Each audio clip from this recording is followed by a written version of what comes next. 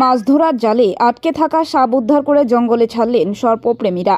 জানা যায়, পূর্ব ডাউকিমারি এলাকার বরুণ সরকার তার পুকুর পাড়ে রাখা মাছ ধরার জালে একটি সাপকে আটকে থাকতে দেখে স্থানীয় সর্পপ্রেমীদের খবর দেয়। খবর পেয়ে তারা ঘটনাস্থলে পৌঁছে জাল কেটে সাপটিকে উদ্ধার করে পার্শ্ববর্তী একটি জঙ্গলে ছেড়ে দেয়। জানা যায়, উদ্ধার হওয়া সাপটি দারাস সাপ।